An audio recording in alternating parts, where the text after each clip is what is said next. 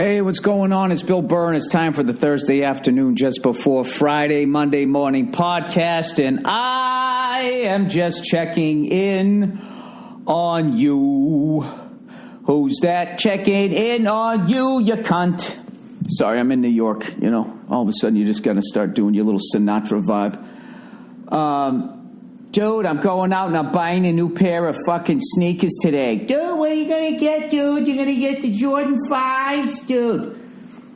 I don't know what I'm going to get, you know. I'm getting some old man running sneakers. I need some workout sneakers, you know.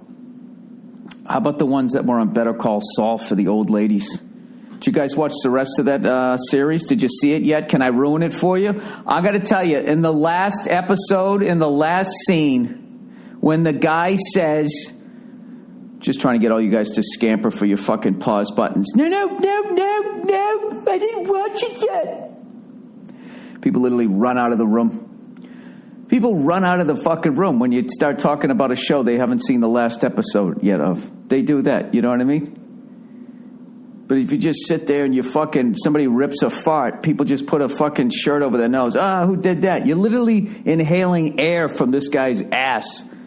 You know, and that doesn't make you leave the room. But if, God forbid, somebody brings up the last episode of a fucking show you haven't seen, everybody runs out like the building's on fire. It is a perfect day in New York City. The breeze, dude, this breeze, top 5 breezes ever. This breeze, my top 5 ever. That's a Verzi thing. Verzi would actually rank his breezes. Top 5 breezes ever. Dude, I was sitting there. I had on a pair of Jordan 6s with the fucking V-neck with the chain on the outside. Over. Waitress came up to me. She could barely take my order. She couldn't even, like, she was taking in the whole thing. It was ridiculous. New pair of Guess jeans. Over.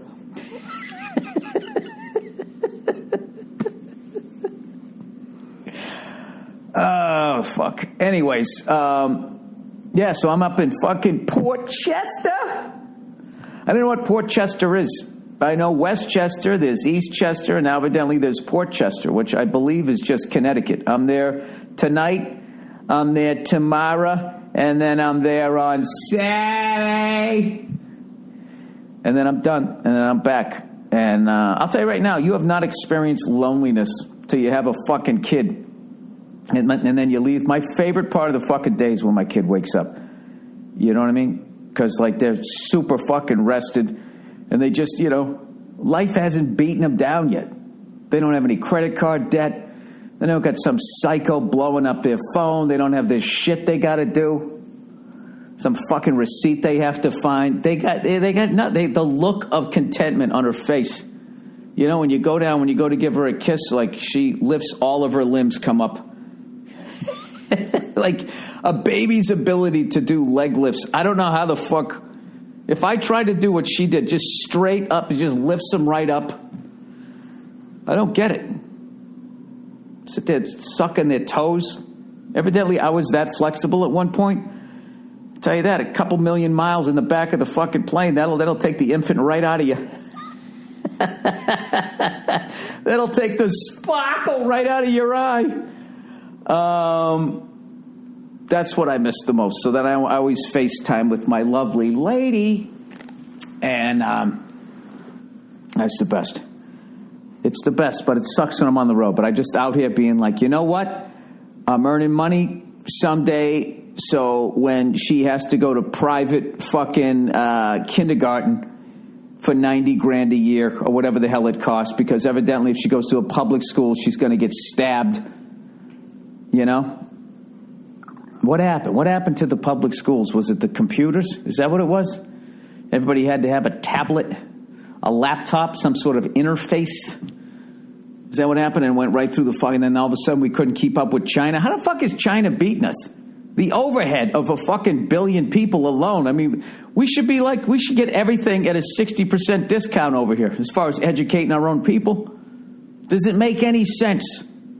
Does any of it make any fucking sense? Does it make any sense how so many people are fucking struggling out there and they just keep building these luxury apartments and these fucking giant goddamn houses? These people. right? And they always, it's money from Russia. It's money from China. It's oil money from the Middle East. Now listen, I don't know what to do about China. I don't know what to do about Russia. And I don't know what to do about the Middle East, but that's not going to stop me from telling you what to do about all these things. I just ate. Why is my stomach grumbling? This is all you got to do for the Middle East, okay? All we do is you embrace solar power. That's it. How do we do that? How do we do that with the oil companies? If somebody if we actually went in a solar direction, wouldn't a bunch of planes start crashing that had the leaders of the solar movement on them? Yes, that would definitely happen. They would definitely take them out. So what do? This is what you do. You give the sun to the oil people. Okay? You draw up a contract and you say the sun is yours. All right? Now, what are they going to do with the sun? They can't put it out. They can't touch it. It'll burn their fucking hands. But they just make the money off the fucking the solar power. Okay? And if they could just somehow handle that those people in the Middle East are sitting on a bunch of goop that they can make money off of, if they could just seamlessly fucking walk away from that shit. If I was president, I would literally give oil companies federal fucking grants to fucking get the solar thing going. You guys own the sun. I would just keep walking, but you own the sun. And they'd be saying, but what about the stuff in the Middle East over? Dude, fuck that stuff. All right? You know what that stuff is? That stuff's like it's like an Atari. It's like the Reebok pump. Nobody gives a shit. Okay? This is the new shit. This is the new shit. We're giving you the fucking sun, son. You understand that? You own the center of this solar system. All right? And every fucking little bit of heat that comes off that thing that trickles down onto my freckled, bald goddamn head, you own. You put a fucking meter right on my back. I don't give a shit, okay? And I know what you guys are thinking. Bill, this doesn't make any fucking sense. I don't give a shit. Listen to me. Hear me out. You give these people the sun. You give them the goddamn sun. All right? And then what? What happens over in the Middle East? They're sitting on all of this fucking goop. All right? And all of a sudden, it's not worth diddly squat. Okay? And all of a sudden, the bills start piling up. They don't know what to do. They start selling their properties over here. They want to give money to the terrorist groups. They don't got the money to do it. You fucking bleed them dry. Then that's it. And then they go back to doing whatever the fuck they want to do over there. God forbid they live their lives the way they want to live it over there. God forbid they're not into Jesus and Starbucks. God for fucking bid. They want to walk around in some clothes that are actually functional for the part of the world they live in. You just leave them the fuck alone. And then all they got to do is just keep driving around in cars and all of that shit. So they'll make a lot less money. But they won't have us over there going, hey, you should do this and you should do that. We just get the fuck out of there. Then we're over here. Solar powered everything. Right? Just think about everything. Think about your shirt. Solar powered. Everything. Everything fucking solar powered. I know what you're thinking. Well, Bill, what happens at night? You go to bed. What do people do in Alaska during the winter? Fuck them.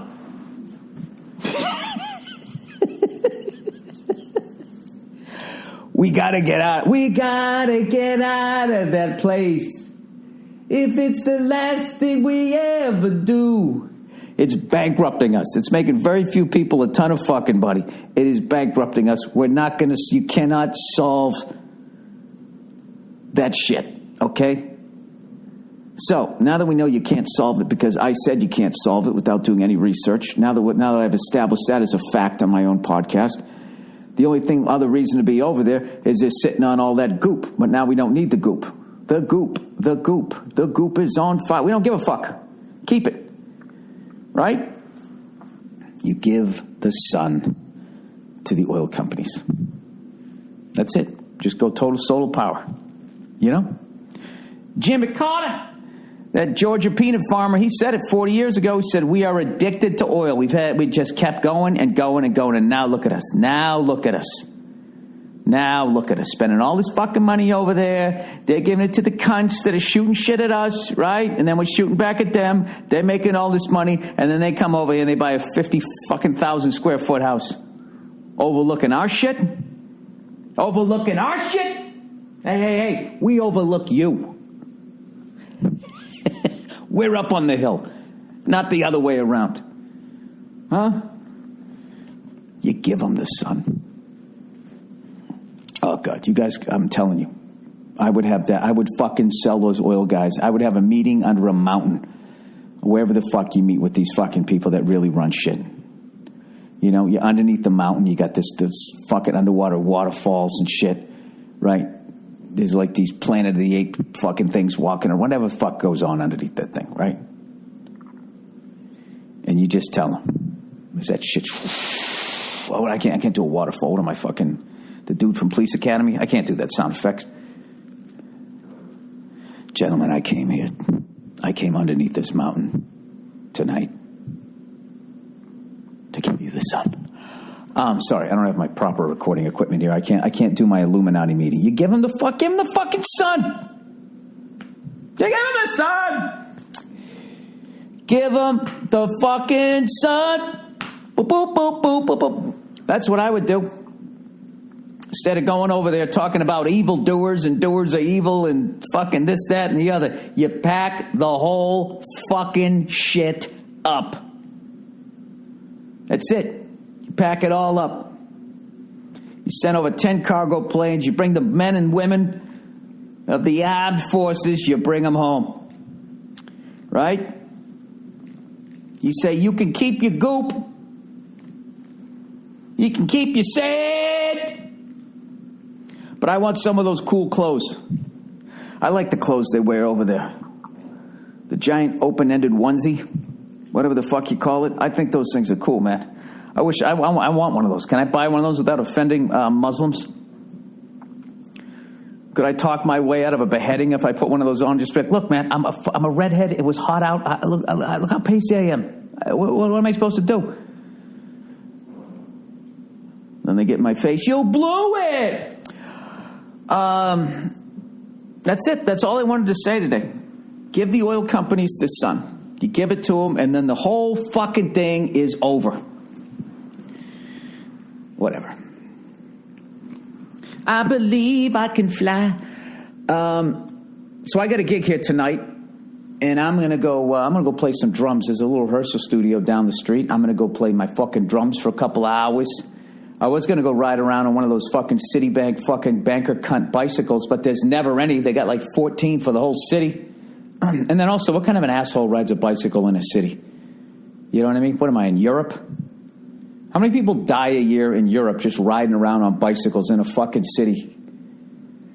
Those fucking cars go by. Wah, weet, wah, weet, wah, weet, wah, weet. Fucking yet another ambulance going over to pick up some fucking 6'3" fucking 110-pound European that you could taken out on his bicycle that has a basket on the front. I like riding bicycles. Oh, you know what? I watched this documentary called Ovarian Psychos. Right? How do you not click on that? I first clicked on this action movie, and it was just the same fucking shit. The one guy who beats the fuck out of everybody. Nobody ever... they all have guns, but they never think to use it. And I was just like, I've seen this a million times. It's really loud. And look at that nice classic car. They're wrecking the fucking thing. I can't watch this shit. So I shut it off. And I saw this thing called Ovarian Psychos, and I was like, I got to see what this is about. It was about some women in East LA, mainly Mexican, who were sick of fucking being scared women, and they started their own group, and they ride around these women's only, riding bicycles when there's like a full moon or some shit. I don't know. So I was watching this stuff, and of course, typical guys like, well, women's only, that's like sexist. What if I had a guys only bike ride? I hate when people act like it's a level playing field. You know what I mean? It's like they're having this thing because it's not a level playing field. One of the women in there was just like, everything's kind of for fucking men only, which it really is when you really look at it, okay? I don't want to fucking come off as like a complete goddamn liberal here, all right? But, you know, it really is. It's just, it's there for the taking for you when you're a guy, you know? Not saying you're going to get it. 9 out of 10 people still fail. That's one thing that feminists don't realize. You know, when you listen to them talking about what it's like to be a guy, they have this cartoonish idea of what it's like to be a guy. You just show up. Oh, and the classic one, the more you act like a dick, the more people respect you. I love that one. If a woman does it, she's considered a bitch. If a guy does it, it's like, have they ever done a survey? Just ask the general public. Hey, if you had your choice between working for somebody nice or working for a complete fucking asshole who treats you like shit, which would you pick? Yeah, nobody does. When I meet successful people, truly successful people that get it, successful in their personal life and in their professional life, those people I always meet, they're always humble, they're self-deprecating, they walk into a room, you want to be around them, and they're good at talking to people. They don't come in like fucking Alec Baldwin and Glengarry Glen Ross. That bullshit that men respect a guy like that. Who the fuck want? No, I don't. I don't respect anybody. What I see is an insecure asshole who's afraid it's all going to go away by the afternoon. Anyway, so I'm watching this documentary. Check it out. It's actually really, the only thing that bothered me about the documentary is the way they spelled psychos. Ovarian psychos. It's like, but you're on cycles. So why didn't you spell the first half like cycle and the rest like psycho? You know, little wordplay there. Nothing? All right. Anyways, so I watched it. It was interesting. And actually, this one woman said in it, you know, because she'd been through all this shit when she was a little girl with her mother. And then she had a daughter, I believe. At least she had a kid. She became a mom. And then her mother said, well, now do you at least understand me? I bet you understand me a lot more. And she said to her mother, no, actually, I've never understood you less. And I actually cringed when I saw that. And I was just like, you know, that's something if you feel it, you don't say to your mom. Like, what do you get out of saying that to your mother? All you're going to do is devastate her and make her feel like she completely failed as a mom. And it doesn't get you any real estate. That's something you say to your friend.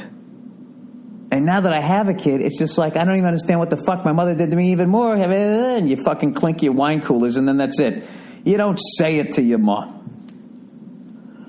We're taking callers. I just watched a Schick Hydro Transformer ad that made those Dollar Shave Club ads make even more fucking sense. The blade literally turned into one of those fucking robots. Why is Mutombo wagging his finger at me like he just blocked a shot in a Mobile One commercial? Is he out of NBA money? Where the fuck did he come from out of nowhere? Did he buy one too many fucking gold chains or some shit and he's like called up his agent? I need to work again. Was that Schwarzenegger? I don't know. I have no idea. I don't have my ads.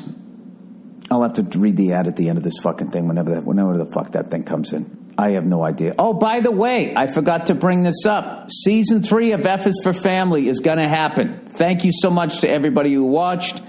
We are now breaking stories for Season 3. It's animation, so Season 3 ought to come out somewhere in late 2019. No, we're hoping that we can have it come out, you know, we came out May 30th of this year, so that's what I'm shooting for. Now, I haven't communicated that to anybody I'm working with. I'm just assuming that they already know that, and if it doesn't happen, I will just get quiet for no reason around them. That's the way I was taught to communicate with others while growing up. Do all the math in your head, do not communicate it to anybody, and when they don't see it the way you see it, you just stop talking to people. That was the way it was done. And then you just don't talk to them for like 3 days, and then when they finally are like, well, I guess I'm not going to fucking talk to you again, you then out of nowhere bring up whatever game happened last night, and you start talking about it like the last 3 days never fucking happened. That's the way it was done when I was growing up. Hey, one of these days, I'm actually going to fly up to Port Chester in a helicopter. I'm trying to convince this guy to put dual controls on. I mean, that's the whole fucking purpose of me going, right? Fly over the George Washington Bridge. I just want to see how you transition through all this fucking commercial airspace where you have JFK, you have LaGuardia, and you have Newark. But I see helicopters all the time going up and down the Hudson Bay, so there's got to be some corridor that they're allowed to fly, like probably, I would guess, no higher than like, I don't know, they fly it really fucking low, but I never know if it's like sightseeing. I wouldn't think you'd be any higher than 1,000 feet. And you just kind of, and then just look out for Sully when he comes landed in the Hudson Bay. I do know with LAX that you either transition along the beach at a below 150 or you go along Sepulveda Boulevard, which I never do that one. That one always scares the shit out of me because you look down and there's a jumbo jet underneath you. And I always think, like, what if he aborts his landing and just fucking yanks back on the stick? Then I got this fucking 300-person missile coming right at me in my little R-22, You ever see a cheetah running down a baby whatever? That's what it would be like, except it's the aviation version of that, and I would be the baby gazelle. Not even a gazelle. A baby turtle. How slow is a baby turtle? Is there anything sadder than watching that documentary when those baby turtles try to make it to the ocean and all those fucking seagulls come down and pick off 9 out of 10 of them? I fucking love turtles. I had a pet turtle when I was a kid. And used to feed it like dead grasshoppers and shit. I love this fucking thing. I love cleaning the tank, making sure its shell stayed fucking wet and all that so it wouldn't crack. And I had my little tank, set it up. I fucking love this thing. I love watching it coming up for air and all that shit. So one time I went to church, because that's what I used to do every Sunday, right? So I went to church with my family back east. So we go to church, and I came home, and the turtle was, the way I had positioned the rock, the turtle had gone headfirst into the water, and its turtle ass was out of the water. And I immediately went over and I picked it up, and its head was sunk all the way back into its like shell, and its eyes were closed and its mouth was open and it wasn't moving. And I was like, oh fuck, is it dead? Did it drown? And I went downstairs and I said, Dad, is my turtle dead? And he goes, yeah, he's gone. And I was fucking devastated. So I ran to take a brown, you put your lunch in, the brown like lunch bags, put the turtle in there, and then I went out in the woods and dug it a little grave and put the marker up, and then that was it. And then my dad was like, well, we'll get you another one. We'll get you another one. I was like, no, I don't deserve it. I blamed turtles. It was my fault. I set up the rocks wrong. And I was just saying, I was like, that's it. That's it. I'm done. I'm done. I'm not going to kill another fucking turtle. And it was so weird. Like 4 days later, we were driving down the street and there was a turtle crossing the street. This is back when there was actually animals, before we fucking killed and ate all of them, I blame the Food Network for that. And all these fucking assholes going around eating bizarre foods. I'm in Timbuktu eating maggots, right? Now all of a sudden everybody's got to eat maggots. They're serving grasshoppers at fucking Mariner games or whatever the hell they're doing out there. This is America. We don't eat grasshoppers. We eat Doritos. Taco Bell. You give them the sun, everybody. I'm telling you, that would turn this country around. Turn this country around. Just give them the sun. That's it. So anyways, I flew the other day on Tuesday. Hadn't flown in like a month, and I flew like a fucking champ to the point I actually got a goddamn compliment from my instructor unsolicited. Said, you're flying great today. Made me feel really good, okay? I've done my auto rotations. I'm ready to get back out there in solo. So there's a flight I want to do. I want to fly up to Santa fucking Barbara. solo. So that's what I'm working towards, and I'm really looking forward to it. Been flying a lot in the valley and everything, getting to know all of that stuff. It's so fucking cool. Yesterday we were actually or 2 days ago, we were going to try to fly over to Santa Monica Airport because I know that they're allegedly closing it in 5 years. We'll see what the fuck happens. So I was like, well, I never landed there. I might as well go over there and check that place out. But what we wanted to do, like pad work, they don't let you do that over there.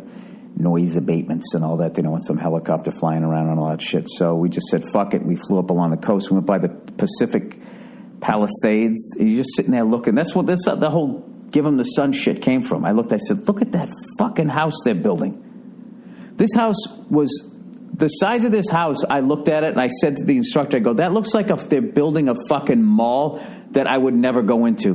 Going like, that's going to be too crowded. And it was somebody's house. It was going to cost half a fucking $1 billion, and there was some prince of some fucking country in the Middle East,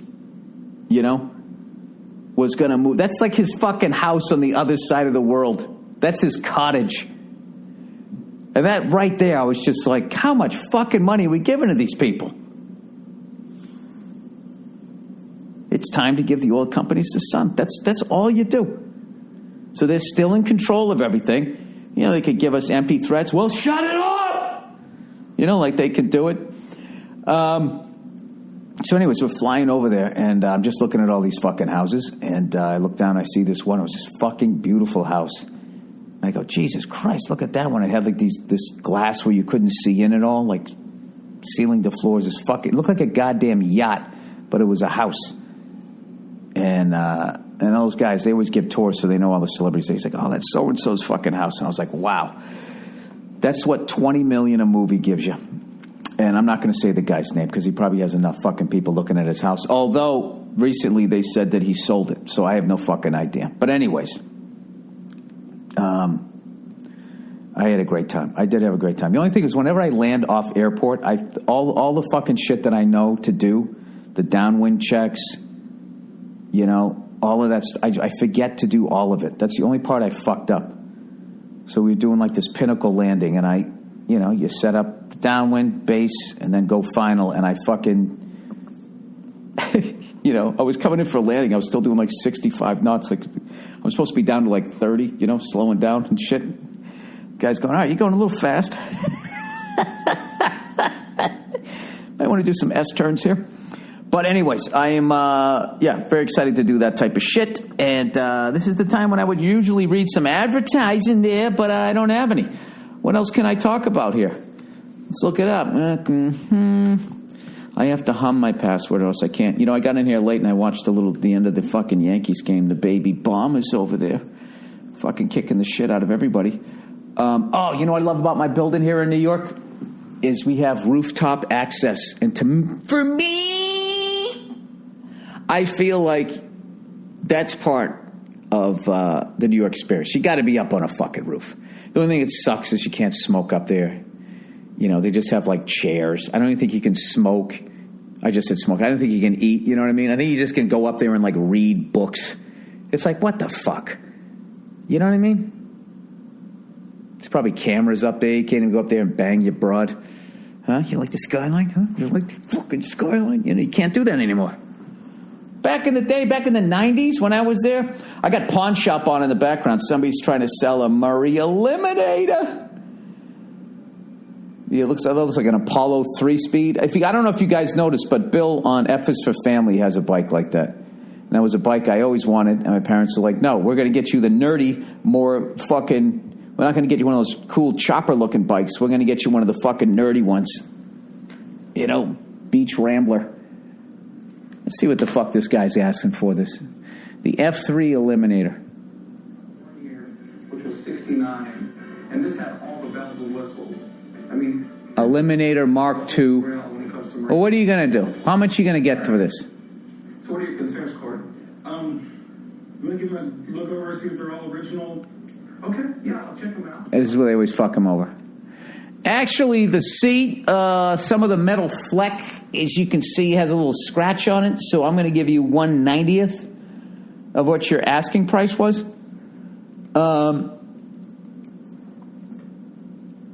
You know what kills me? Those fucking bikes were like, I don't even know what, they were probably like $60-$70, which was a lot of money back in the day. And now they're worth like hundreds and hundreds of dollars. Yeah, but it's called inflation. It's called the Federal Reserve.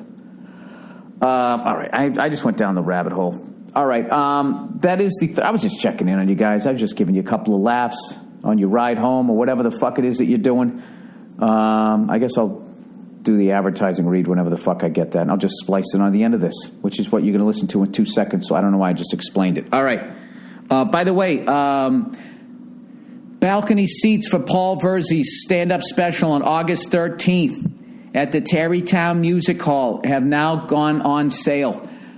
Tickets are going fast for the 2 shows, which I'm very excited about.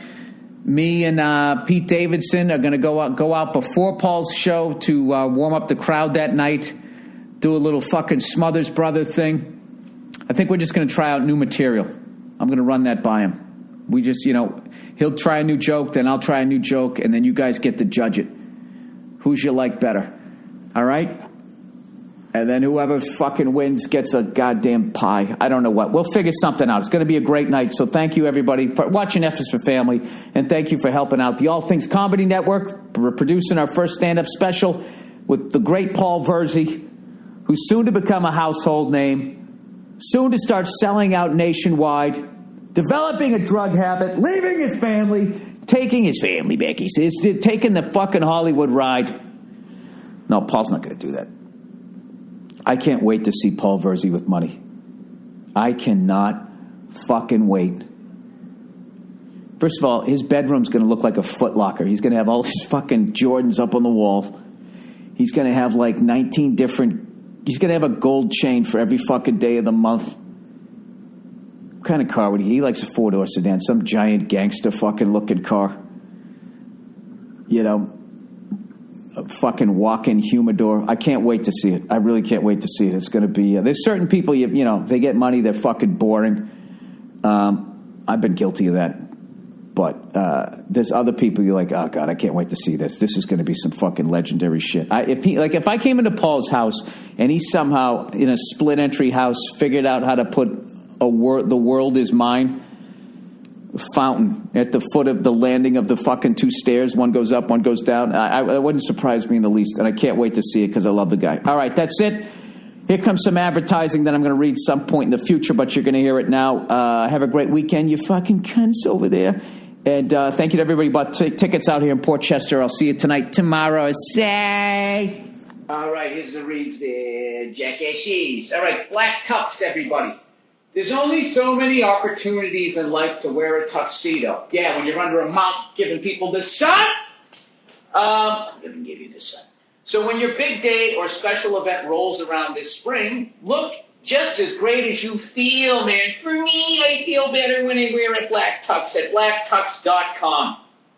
With high-quality rental suits and tuxedos delivered to your doorstep, the Black Tux gives you a new way to rent. Plus, with their free home try-on, you get to see the fit and feel the quality of your suit. Let your balls roll around in the pants months before your event. And the best part is it's completely done online. The blacktux.com lets you create your look or choose from tons of stylistic selected outfits. I love you do this on the internet. Someday when your fucking robot replacement shows up dressed like James Bond, like, I recognize that tux. I recognize that face. And then it fucking kills you. At least it'll be a gentleman robot. Suits like this usually retail for $1,200, do they? But at the Black Tux, they start at just $95. Why would you say $1,200? Yeah, they just start at $95, not the $1,200 one. Oh, Jesus. If you have any questions or issues, their expert customer care team has your back every step of the way. After ordering, your suit will arrive 14 days before your event. If anything is less than perfect, the Black Tux will send you a free replacement right away. When your event is over, just drop your rental back in the mail. Shipping is free both ways. How easy is that? Stand out at your event for the right reasons with Black Tux. To get $20 off your purchase, visit thebblacktux.com/Burr. That's thebblacktux.com/Burr for $20 off of your purchase. All right, Lyft, everybody. Lyft knows that their drivers are what keep them moving. So they do everything they can to make sure their drivers are happy on every trip, man. Lyft is the ride-sharing company that believes in treating its people better. Lyft, this is so much shade against Uber, it's hilarious. We actually treat our people like people. Lyft believes that being a ride-sharing driver should be fun, and you're having a good time. If you're having a good time, so are your passengers. Well, I mean, within reason. Lyft was... I can think of some scenarios. Well, it was fun for me. Lyft was the first to offer in-app tipping. When you drive for Lyft, you keep 100% of the tips. Drivers have been paid over $200 million in tips since the feature was introduced. Express Pay lets drivers get paid almost instantly instead of waiting for weeks. Lyft has even taken the guesswork out of pickups. The new AMP device uses color coding to help passengers find their drivers. You can earn hundreds. That's actually really cool. I always wondered why they were lit up differently. You can earn hundreds of dollars a week plus tips. Want to earn more money, drive more? It's never been easier to give yourself a raise. It's a simple formula. Happy drivers mean happy passengers. Maybe that's why 9 out of 10 Lyft rides get a perfect 5-star rating. Go to Lyft.com/Burr today, and you can get a $500 new driver bonus. That's Lyft, Lyft.com/Burr. Lyft.com/Burr. Limited time only. Terms apply. All right, that ends the ads for this week. Please enjoy the music and a half hour of a special Thursday afternoon podcast from a Thursday afternoon that went by or maybe never happened. See ya.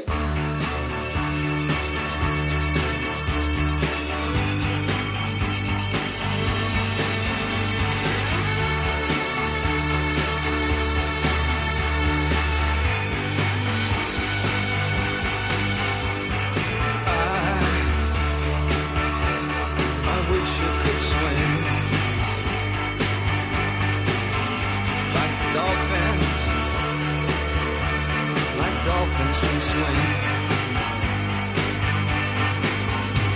Though nothing will keep us together. We can beat them forever and ever. Oh, we can be heroes just for one day.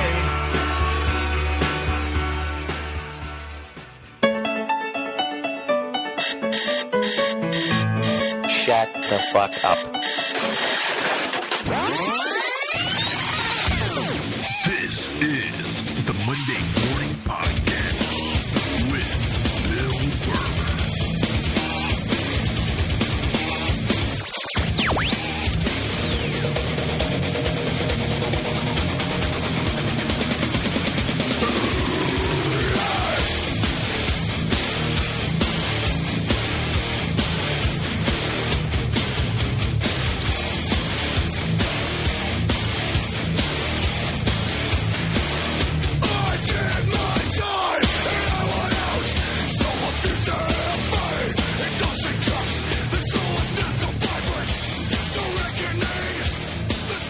Hey, what's going on? It's Bill Burr, and this is the Monday Morning Podcast for Monday, June 29th, 2009, and that was an MP3 by one of my listeners, kind of an old school one, which I kind of liked.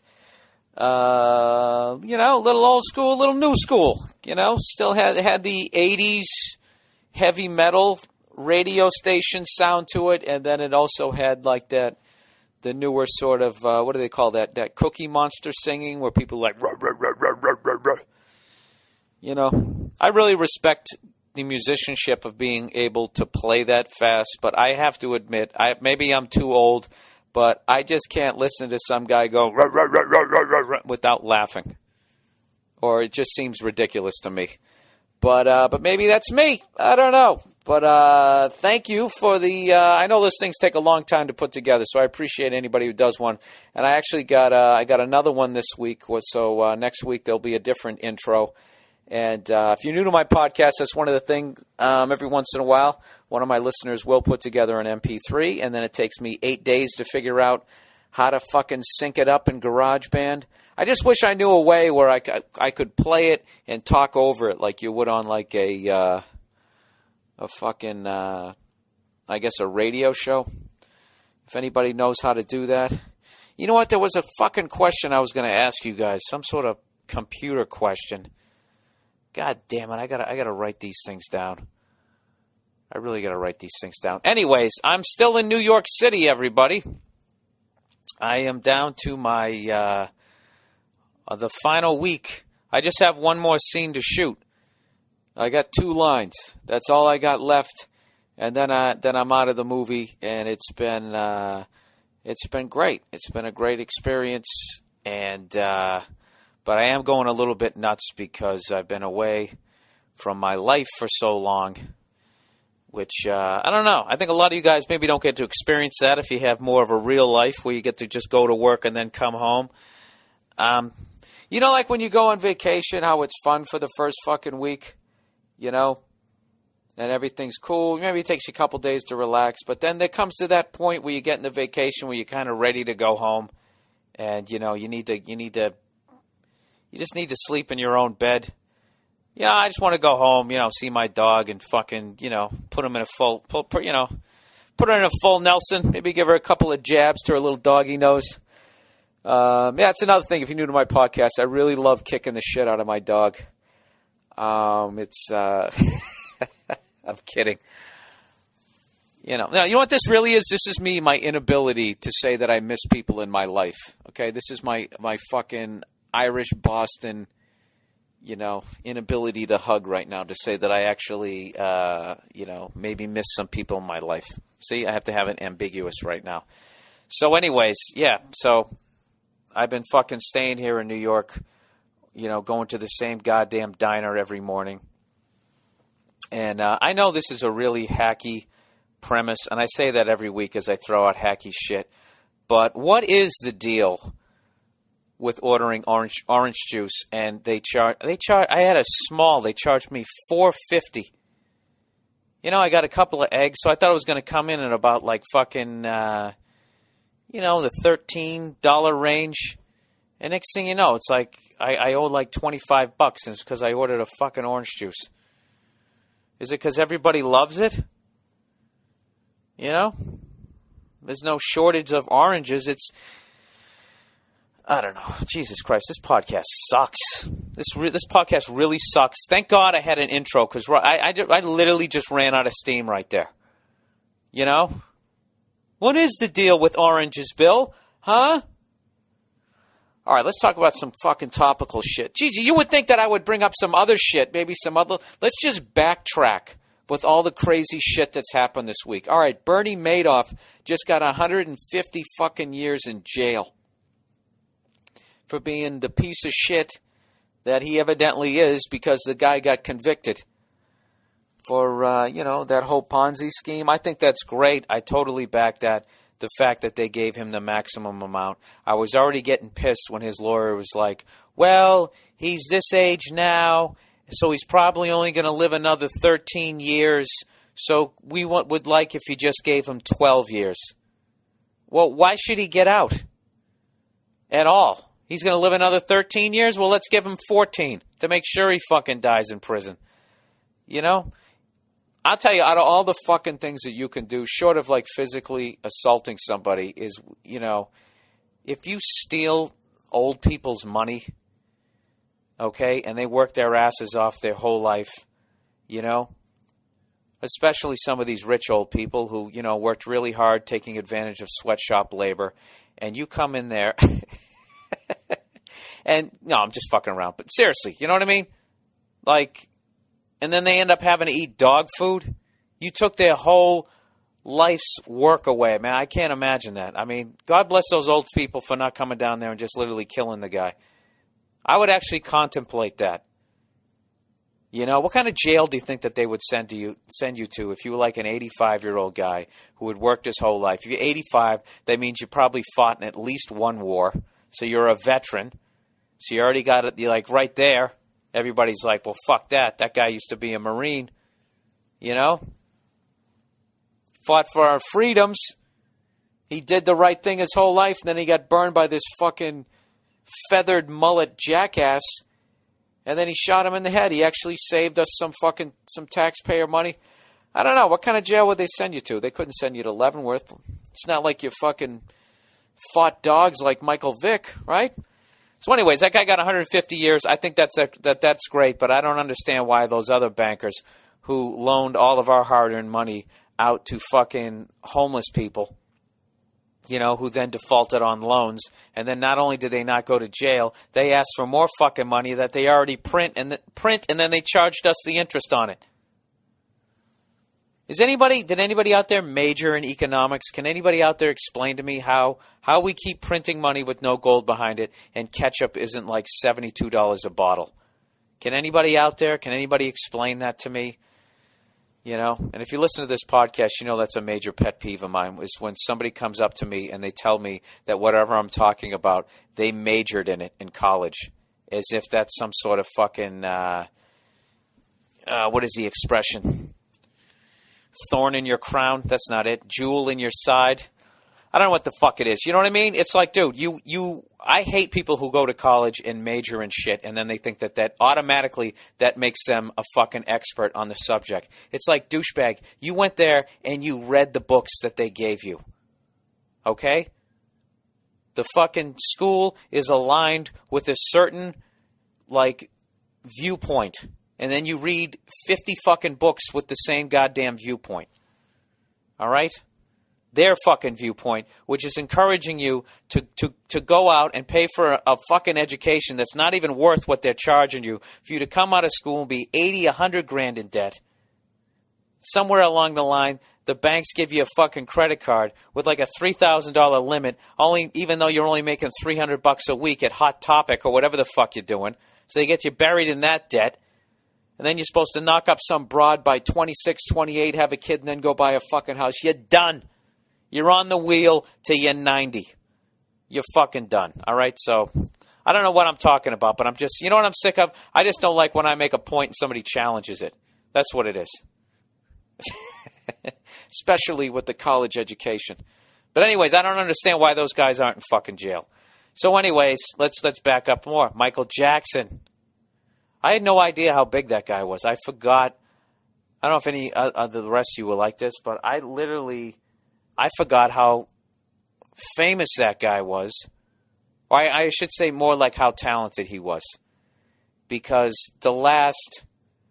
really to be honest with you, from about 91, 92, the last 17, 18 years was so not even about his music or his talent.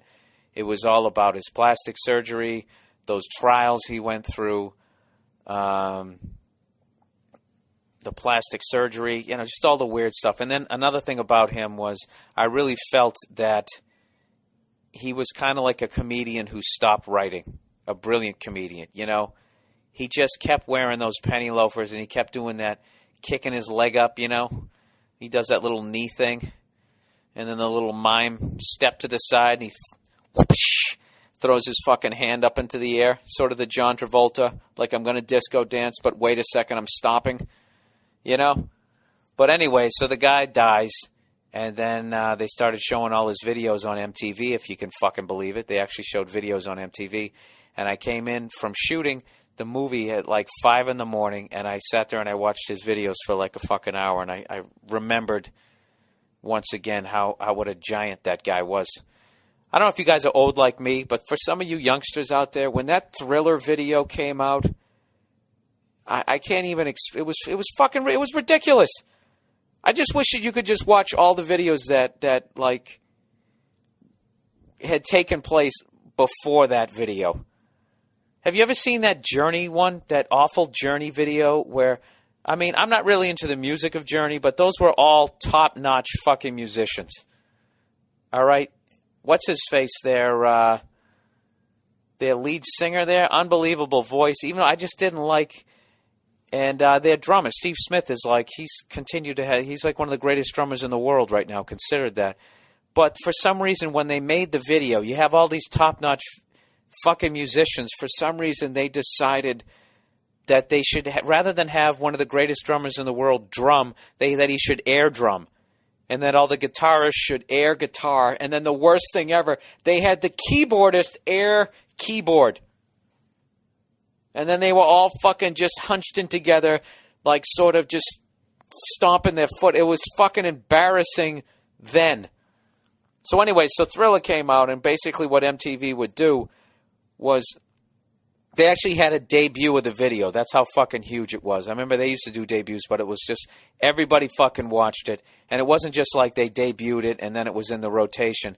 They like showed it at like 3 o'clock in the afternoon, right as the kids came home from school. And then they were like, we will be showing it again at 6. And then you'd go live your little fucking, I'm 12-year-old life. And then you'd come back at fucking 5:58. You'd sit there with your jaw on the floor. You'd watch it again. And then they'd be like, we're going to show it again at 9. And then once, right before you went, you'd watch it again. And then the next day, everybody go to school. Dude, I saw it 4 times. I saw it 5 times. No way. You'd have to stay up till 3 in the fucking morning. Like these stupid arguments. And they did that for like a fucking week. It was unreal. And I actually watched it. That's the first time they actually showed the full-length one. And I don't think I've seen the full-length version of that since the 80s. And I don't know.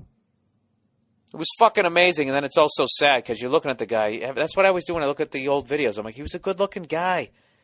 The fuck did he do? Or like as you're watching him gradually, have operations, you just, right there. He should have stopped right there.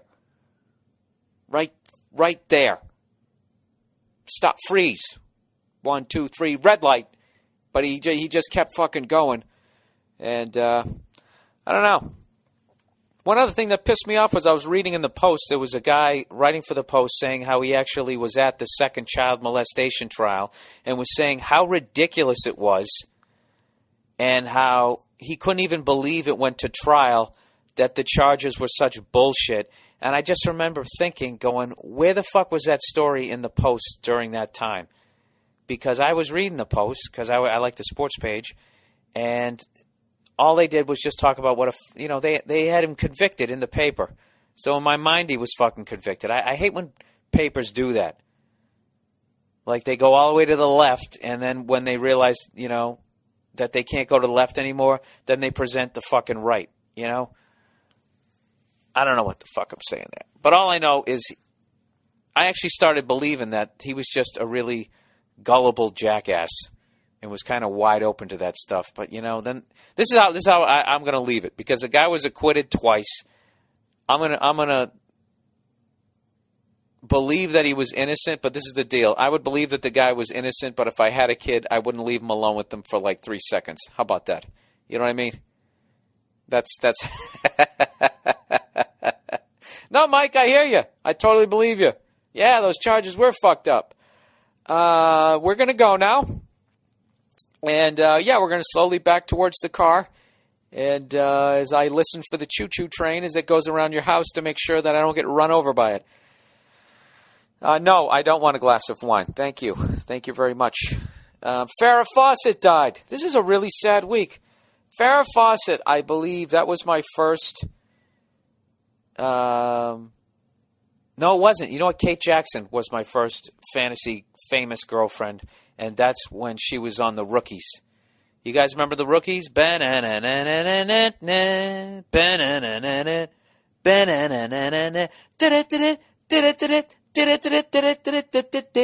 that shit?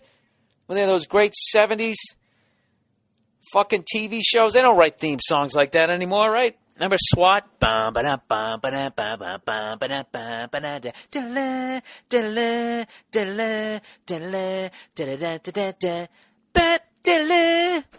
when they had musicians, there'd be a whole fucking orchestra. People used to make goddamn livings writing TV themes. But anyways, Kate Jackson, she was like the original Demi Moore, however you say that fucking cougar's name. Huh? With her fucking lead pipe titties. Yeah, she had the sexy voice, absolutely beautiful eyes, beautiful hair, the whole fucking thing. She was so fucking hot, and she was dressed like a nurse. And there was no fucking internet, there was no porn, I had nothing.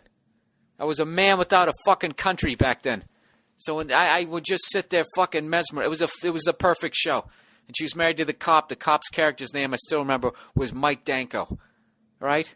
That's like a classic 70s macho, I'm fucking hitting it right name. Mike Danko.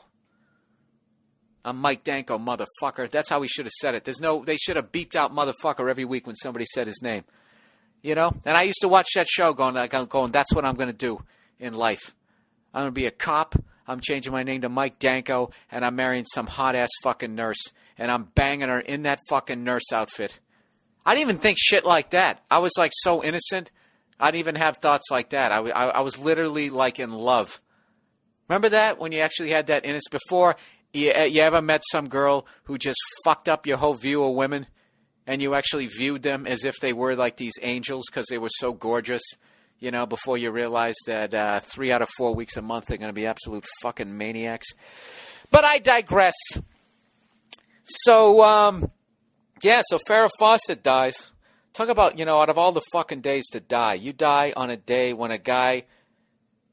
Dude, Michael Jackson is so famous. Have you guys seen that thing? An entire prison yard in the Philippines worked 9 hours to reenact the Thriller dance. And they did it and they put it up on YouTube. These are prisoners in the fucking Philippines. Now, at the risk of pissing off all you white trash ice road truckers out there, fuck Elvis Presley. Elvis Presley he just wasn't anywhere near that. He was huge. There's a bunch of people right now. Now, wait a minute. That's the fucking king, man. You don't say that shit. Elvis Presley was the fucking king. You understand that, buddy? Michael Jackson was the king of pop. Do you understand that? That means his kingdom is clarified. He's the king of everything? No, he's the king of fucking pop. Elvis Presley was the fucking king, period. Which means Michael Jackson was his fucking subject. I get that. And also, Elvis Presley didn't have the advantage of the World Wide Web. You know what I mean? Where you can have as little talent as the Chocolate Rain guy, and you can go national. So I can only imagine if, you know, Ed Sullivan could have put that fucking, you know, I don't know what the hell I'm talking about. Whatever. I had to defend Elvis a little bit. I used to make fun of Elvis, and then I went to his house one time when I was on the road. And I went in there thinking I was going to get a bit and thinking it was going to be funny. And you know what? It was just sad. I just saw a guy who was basically the original Behind the Music guy, and who was, like, even in death, we're all that's what I felt like. I was just like, I'm just intruding on this guy's house. And then you walk out back and then his grave and everybody's taking pictures next to his grave. It just like, you know, that house should be haunted. Like, Elvis should literally be haunting that house and scaring the shit out of those fucking people. But God knows they still wouldn't even get it. They would still think, you know, he's singing from the grave. It's a little more vulgar than I remember, you know? I mean, I guess he didn't write his own lyrics. Hell, he probably fucking stole them if you believe what some of them people of color are saying about his music. All right. What are we doing here? Let's get on with the... oh, wait a minute. Now we have to go back before that. Who else fucking died? There was Ed McMahon died. Ed McMahon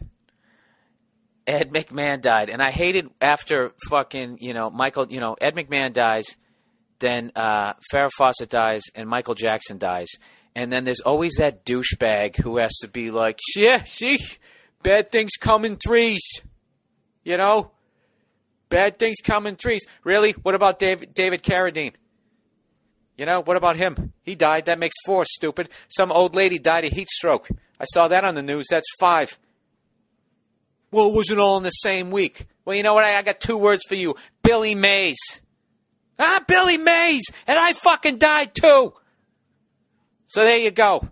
That's 4 famous motherfuckers in one goddamn week. You know what? Somebody told me somebody wrote me a hilarious fucking email was saying, like, how the fuck they couldn't believe that they didn't see Billy Mays dying. They couldn't see his death coming when he clearly looks like he ate 4 pounds of bacon every goddamn morning. He really did. You ever do? I hate when people do that. Like, you always predict some shit after it happens. But I got to admit, once Billy Mays died, you were kind of like, well, he really did have that heart attack face, didn't he? He just had that Bluto beard, and he was always screaming. And not only that, he was around all that cleaner. How many takes do you think they did as he was sitting there spraying that Oxy Wash fucking whatever the hell it was called? That Oxy Clean? Do you guys ever get that shit? Did you feel that it made your whites a whole lot whiter? I don't think it did. That's why I think Billy Mays died. I think it was from all that lying. He just couldn't do it anymore. Screaming about fucking alarm clocks that can scratch your back or whatever the hell he had. I don't know. So whatever, there you go. What a fucking month, huh? David Carradine, God bless him. And I really think it's bad that people actually give him shit. I have no problem with the fact that he liked to put on fishnets and hang himself. You know? I hope that I'm that much of a freak at 72 fucking years old. You know? I got really I got inspired by the fact that he was doing that at that age. You know what I mean? You just picture you're 72, you know? You're just fucking hobbling around.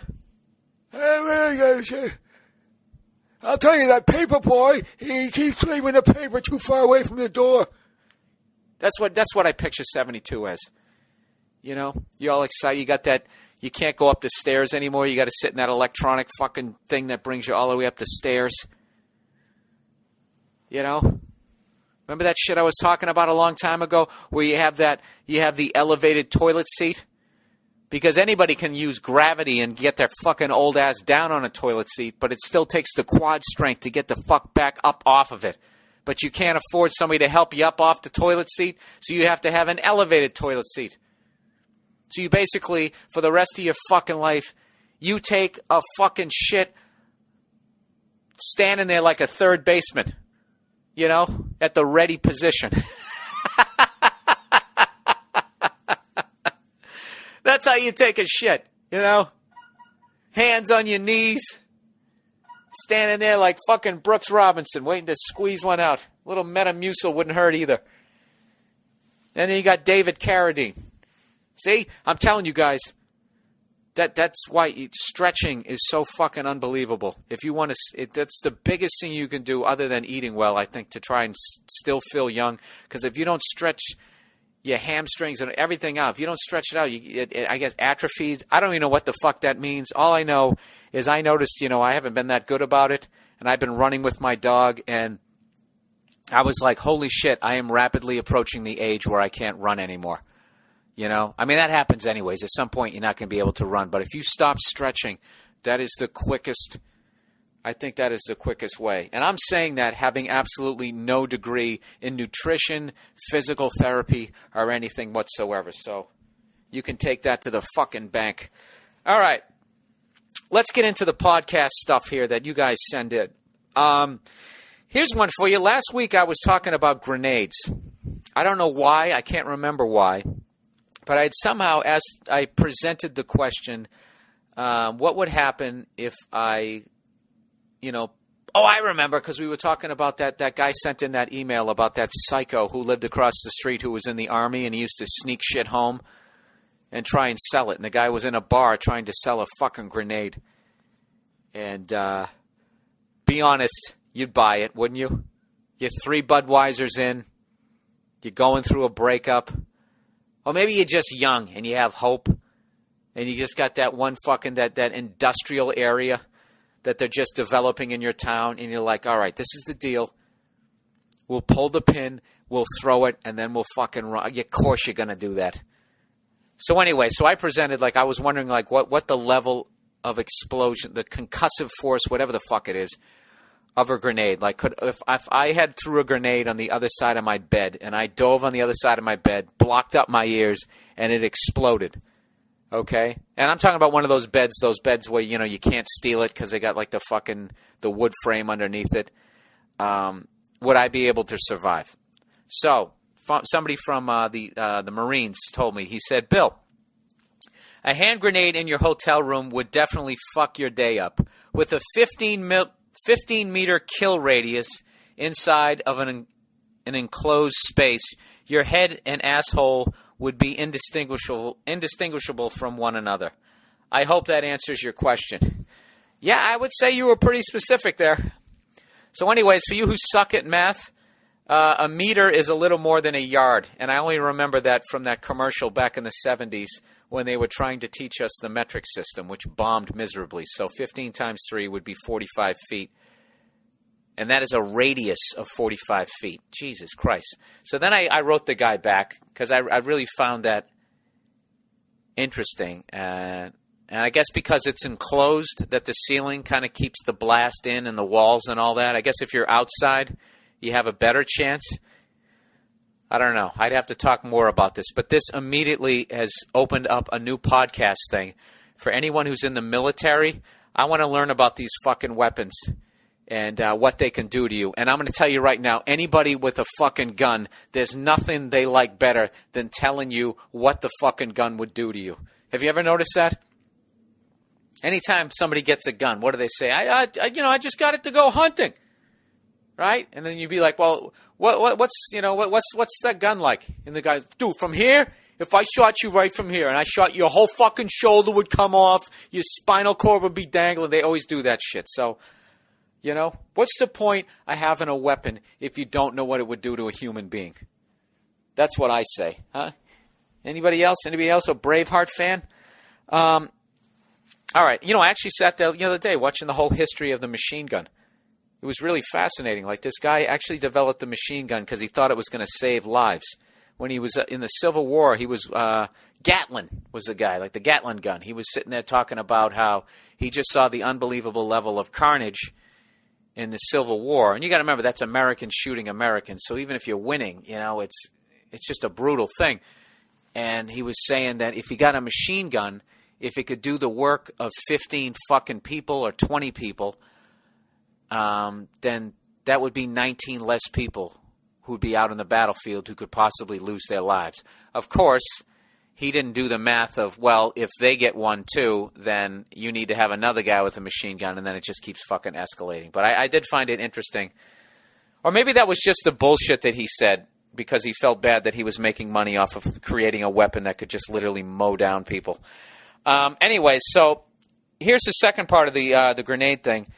I forget what did I ask him? I remember. So I emailed that guy back, and I said, okay, so what if I had a hotel suite, and I threw it out into the living room area, I closed the door in the bedroom, and I dove behind the bed. So then he proceeded to take a lot of time out of his day, which I appreciate here, wrote me a nice long email. So this, ladies and gentlemen, is the answer to what if you had the suite and you fucking pulled the pin on a grenade, closed your bedroom door, and dove behind the bed. See, I asked the questions that America wants to know. All right, here we go. This guy said, I did 5 years in the Marines. He said, I got on the post-9/11 redneck bandwagon. But by the time I got to Iraq in 2006, we stopped using hand grenades indoors. Normally, we would just lob a few of those fuckers in a room and not have to worry about the assholes on the other side. He goes, I know that's cold-blooded, but hey, he can have his 73 virgins of an unspecified gender. You know what? That's a funny-ass fucking loophole. They really just say you get 73 virgins. They don't say that they are women, do they? That's a great analogy. Anyways, he said, and we replaced them with flash grenades. Basically, we didn't want to kill innocent people and wind up on the cover of Time magazine as the winner of Asshole of the Year. Then after we throw in the flash, well, I just literally lost my place there. The flash grenades. Then we would charge into the room, shooting like I was in the goddamn Matrix. But anyways, I have seen hand grenades go off, and there are two ways a standard fragmentation grenade can kill you. One, the blast itself, which generally projects in a 15-foot radius. Is anybody out there, can anybody explain to me the blast itself, how that kills you? Because if you're not getting hit by shrapnel, just the blast. Is that basically like the most psychotic, invisible front kick? Is that what an explosion is? In that the air, the force of the blast just hits you so hard, it's like getting hit by like an invisible truck. Is that what it is? To be honest with you, I've always kind of thought about that, but I never really sat down and tried to figure it out. And that's basically what I was able to come up with, having not researched anyways. But anyways, the guy says the concussion from the blast turns your insides into jello if you're within a 5-meter bubble. So is that what happens? You know what I mean? So literally, it's like getting hit by this invisible fucking. What did Bruce Lee have? The 1-inch punch. It's like getting hit by like that times fucking 200. I don't know. Why don't I read the rest of it? Maybe we'll find out. The second way you can die a horrific death is from a frag grenade. Is the fragmentation from the shell of the grenade and the fragmentation of all the other shit like wood and pieces of other people that the blast turns into shrapnel. Wow. Jesus Christ. You know what I mean? As much as you watch the beginning of Saving Private Ryan, like, you still really can't ever capture how fucking horrific that must be. The amount of damage a frag will do to you in the next room depends on the wall in your suite, what it's made out of. If the walls are made out of concrete with rebar and shit inside, you'll more than likely just shit your pants. That's amazing. So if there isn't like rebar in there, which I'm imagining is those little steel things, it could still fucking kill you. If the wall is thin and some of the fragmentation may go through the wall and hit you, but you'll be safe from the blast itself and will probably live. Oh, I'll just be screaming on the floor like that guy in Platoon. His Barnes crawls over and digs the shit out with a knife. Good Lord. God bless you guys, man. I really do not have a difficult life here. All right, most doors on hotel rooms are pretty solid, so I think they could take a direct hit and not damage anything on the other side. Also, it depends on the type of grenade. American hand grenades are the largest and the deadliest. USA! USA! That's right. Fucking America, baby. The Russian grenades are a little bit smaller. I like this. I like the whole phallic thing going on here with less fragmentation. But I still wouldn't want to be in the same fucking zip code when one goes off. And then the second question I asked him was, hearing loss is a big thing for me because I played drums without earplugs for a while. And I also went and saw AC/DC and a bunch of other heavy metal bands. And every other time I wore earplugs. And I have tinnitus in my right ear, which is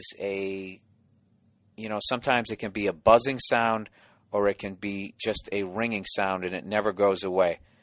And it's driven people to suicide if it's loud enough.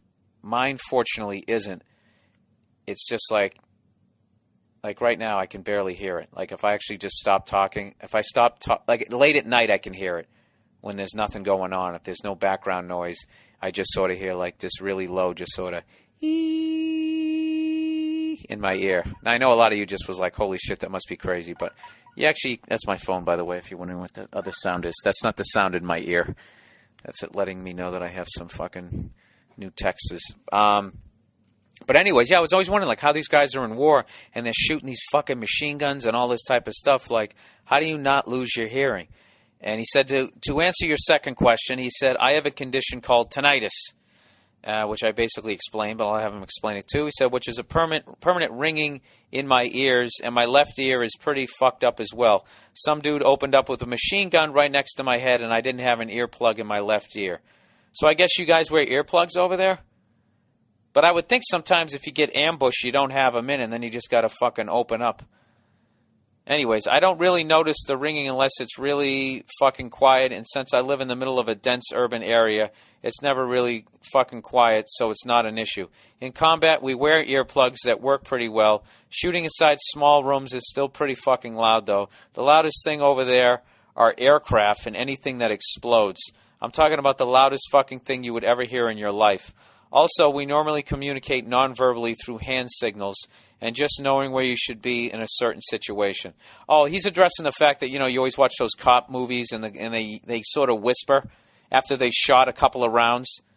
And I've shot a gun without fucking earplugs. That's another dumb thing I did with my hearing, and I couldn't hear anything. So there's no fucking way I could then whisper to somebody next to me going, hey, you go around back, and I'll try to keep him busy here, because the guy'd be going like, hey, I can't fucking hear you. So anyways, he said they use hand signals. Anyways, besides, shouting within earshot of the enemy is retarded since they counterattack, and the element of surprise is lost. This email is probably longer than that lady's who made fun of your suit on Conan. No, dude, I totally appreciate that, man. If there's anybody else out there that really, that's like some Time Life books kind of stuff, when they talk about what it's really like. So if I have anybody who's overseas, God knows you get the internet over there if you're over there in Iraq or if you're over there in Afghanistan. And I'm trying to think of a question, or if any of the listeners have any questions of stuff over there. I got one for you. You sit there and you train and you go through boot camp and you do all that stuff, and you get yourself ready for battle. And then you're going over there, I know my biggest fear would have been like, am I going to be that guy who freezes up and is crying in the fetal position, spooning his weapon in a foxhole as someone's screaming at me, Private Burr, for Christ's sake, get your shit together. You best unfuck yourself, pal. I mean, what happens? Does it just naturally click in? Because I would think even in my first battle, even if I didn't pussy out, I would still be a spaz. And just fucking empty an entire clip. I remember talking to cops about this shit. We had this cop on my radio show, Uninformed. And by the way, I have a new episode coming out.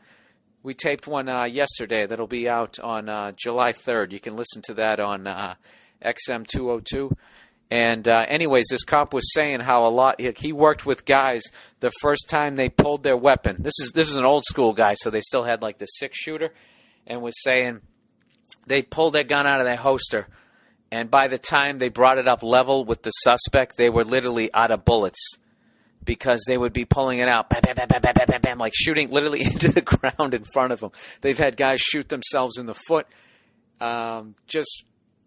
I just can't imagine the fucking adrenaline that is going through your body when something like that is happening. So, if it's not too painful, obviously I'm not trying to have a big therapy session here. This is supposed to be a comedy fucking. So if you got some funny stories or anything like that, listen to me. If you got any funny stories about war and engaging the enemy, I don't know, anything that you would think would be fucking interesting, because I don't think I can answer any more questions about comedy. I've pretty much answered them all. But, I don't know, I'm kind of speaking for the group here, but I find that stuff really interesting because my only frame of reference is when I watch movies. And you see these guys, they throw... You ever see that in the movie? Like there's a grenade lands near the guy, so then somebody dives on top of it to save his buddy's life. Now, I always thought that you could do that, but having just read that last one, evidently if I did that, then just, all the 200 whatever bones in my body would just turn into shrapnel. And, I don't know if people would die around me, but they would definitely be rolling around the ground trying to get my femur out of the side of their fucking neck. So we all learned something. All right. Let's get on with the podcast questions. And, it's just not, the question is obviously posed to all veterans, cops, anybody, rednecks. If you, God knows, you probably threw a grenade at a duck and its bill came back and hit you in your foot and now you got a limp. Any of those fucking stories I would love to hear. All right, podcast questions of the week. This was a really interesting one. This guy says, Bill, I come from a family where more than half of the women have gotten pregnant in their teens, and almost all of the men have ended up in jail at various points in their lives. So I've seen firsthand how having a kid when you're not ready and going to prison at an early age can really fuck up your life. And because I'm trying to end the tradition of poverty and dysfunction in my family, I am very hesitant towards trying to hook up with random women and can be considered a bit of a nerd. Also, due to the fact that I don't have like 2 or 3 baby mothers and I'm never bringing girls around the family, you guessed it, I've now been accused of being gay, I guess by his family members. Wow. Okay. Thought I came from a dysfunctional family. All right. I hope you see my dilemma here. If I go out of my way to prove I'm not gay, then I'm acting like the classic homophobe. I'm not cool with that. I'm also giving them power by trying to conform to their perception of what a quote-unquote real man is. But if I ignore it, they continue to talk shit. It would be different if it were a collection of douchebag jocks saying things like this, but it's not. This is my fucking family, the people who are supposed to love me unconditionally. And yes, as sad as it may seem, my family members are that stupid and ignorant. They think being gay is something that warrants being made fun of. Although I can really see the humor in this, it really does hurt a little. Doing the right thing by staying in school and trying to make something out of my life while staying out of trouble has gotten me where I'm accused of being gay. I'm so disgusted with my family that I'm seriously considering cutting each member out of my family life, even my own mother. Parentheses, my father's dead. Your thoughts? I think you're doing an amazing thing. To be honest with you, I think one of the hardest things to do is to grow up in a fucked up environment and to be in the environment and be surrounded by it, totally immersed in it, yet still have the ability to pull yourself out of it and analyze it and look at how other people are living, and if they're living in a smarter way or a way that appeals to you more, to actually try to go in that direction without doing what most people do in that situation is they just look at other people.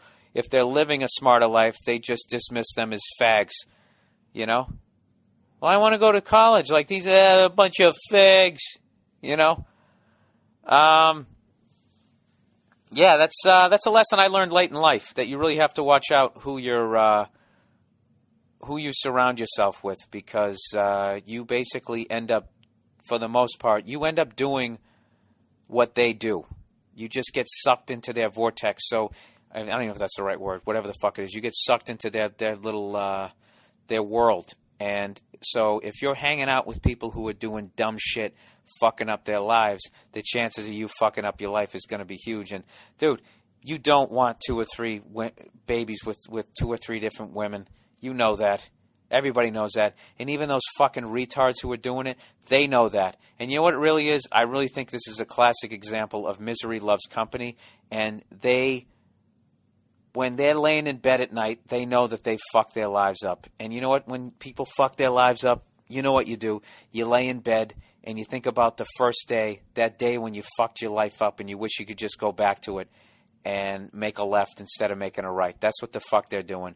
And the harsh reality is you can't go back in time, and which leaves you with one of 2 things. You can either man up and admit that you're the reason and you're responsible for the fact that your life is fucked up, and you try to make the best of it and try to actually help other people not make the same mistakes you have. That's the most noble thing that you can do.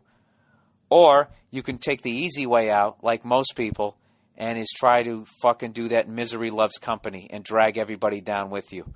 That's all they're trying to do. They're trying to drag you down to the bottom of the swimming pool so you can drown in their fucking misery too. So you're doing the right thing. And if you have to, I don't know if you got to like totally cut them out, because it is your family. That is your mom.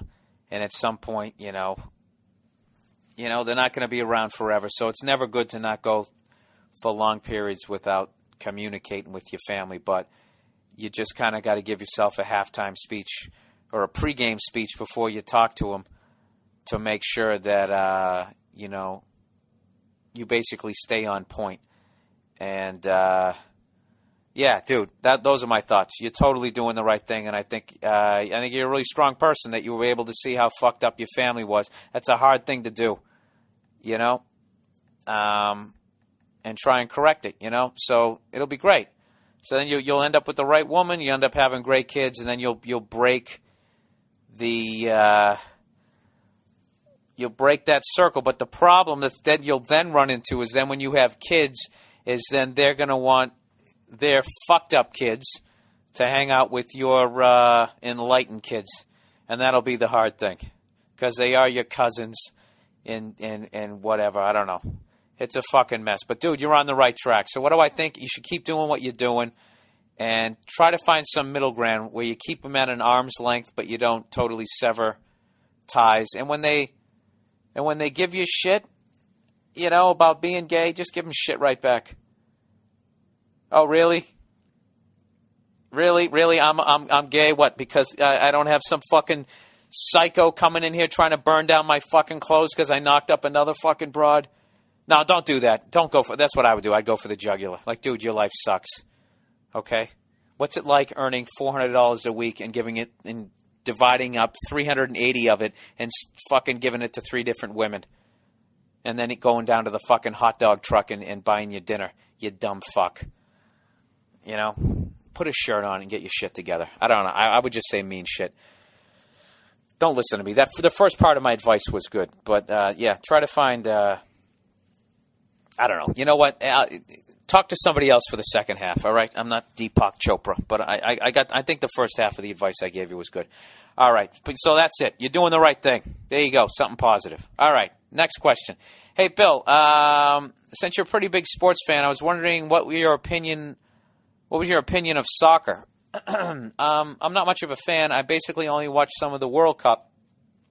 But today at the restaurant, I was watching Brazil versus USA game, and a few of my Brazilian coworkers were watching the game. And for the first half, I had a blast watching the game because basically I got to play out the stereotypical over-the-top clueless American. They were just dying inside when the U.S. scored the first 2 goals, and I got to fuck with them. I was yelling shit like, throw the flag.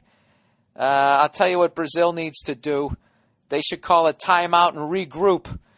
And then my coworkers were taking me serious, furiously telling me that there are no timeouts in soccer. Oh, that's great. Dude, they should call a fucking timeout. I'll tell you, there's nothing more fun than playing up the ignorant American. You know, that's the greatest thing you can do when you go to Europe and they start giving you shit that you don't know anything about their country. Embrace it. And just be like, yeah, dude, I got to be honest, nobody talks about your country and my country. We don't even know who the fuck you guys are. I can't believe you're not all walking around in wooden shoes over here. You guys have cars? You know, just fucking play it up. All right, anyways, he said, and my coworkers were taking me seriously, furiously telling me that there were no timeouts. And he said, once the U.S. scored the second goal, I yelled, what are the odds? I'd say about a Brazilian to 1. Dude, I actually wish I was there to see that. You really sound obnoxious. That must have been great. So then he goes, but then in the long run, they ended up giving me shit because as I was watching the game, I was thinking, why not have Brazil take this is a big conspiracy theory. He goes, but as I was watching the game, I thought of something that I'm amazed that the FIFA didn't arrange this to make it happen. I was thinking, why not have Brazil take a dive against the U.S., but, you know, make it look good. And then the next year when the World Cup came around, the interest in the U.S. would be through the roof. You know, let the U.S. beat Brazil, and then you spit out a bunch of T-shirts, you split them 50-50 with the Brazilian, you know, the whole we kicked Brazil's ass, and then in 15 years when everyone has forgot about the game, that's when you make the movie. What do you think about the idea, Bill? Well, I think if I read it a little bit better, it would have made more sense. You think it would have worked? Yeah. I think if we beat Brazil and the U.S. team started building up, you know something? Actually, I don't think it would have worked because those people down there take soccer way too seriously. Brazil takes it really seriously, but they're not like Colombia. Or was it Colombia? Was it the Venezuelan team? Somebody accidentally put the ball in their own net, and the guy went home, and he got fucking machine gunned like the fucking St. Valentine's Day massacre. You know? So, no, I don't think it would work. I think it would work in America because we don't give a fuck about soccer. All right, I think that's the end of the questions. Did I have anything else here? I'm a little disorganized. All right, how about this? How about a movie review? And then I'm going to end this podcast because, oh, man, I have to end it now. This is too fucking long. I'll read one really quickly. The Punisher movie review. Based on the Marvel comic character Thomas Jane, who was in The Mist, The Dreamcatcher, and The Thin Red Line, stars as Frank Castle, who is a former Green Beret that becomes an FBI agent. Castle has one last bust to make that involves stolen weapons, and during the bust, the son of a mob boss, Howard Saint, played by John Travolta, is killed. Saint wants vengeance on who got his son killed and finds out that Castle is the one who caused Saint's son's death. Not to spoil anything, but shit happens, and Castle gets in his Camaro to fuck some shit up. I give it 2 out of 4 stars. It's a movie that tries to be realistic, which is great compared to the over-the-top cliche action sequences in the sequel. It's definitely worth a rent or a purchase, seeing as how it's $5 on DVD and $10 on Blu-ray at Best Buy or Walmart. And there are two versions, the theatrical and the extended edition. So this guy gives it 2 out of 4 stars, basically saying The Punisher is a good rental. All right, and that's the podcast for this week. I hope you guys enjoyed it. There's going to be one more podcast out here in New York City, and then I will finally be back out in Los Angeles. Maybe actually I'll be in San Francisco. Yeah, because July 13th is a Monday, and I will be doing 2 shows at the Punchline in San Francisco, and I've yet to put those up on my site, so I have to do that.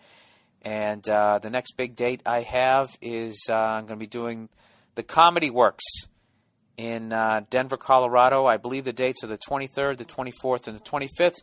So please come out and check that out. And if you're a fan of my radio show, The Uninformed Show with Joe DeRosa, we have a new episode coming out this Saturday, July 4th.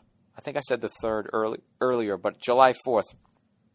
Listen to it from 9 to midnight on XM 202. I will be sending out an email blast just to give you guys a heads up when I get the exact time. All right, so that's it for the podcast. You guys all have a great week, and don't take any shit from any cunts. Okay, bye-bye.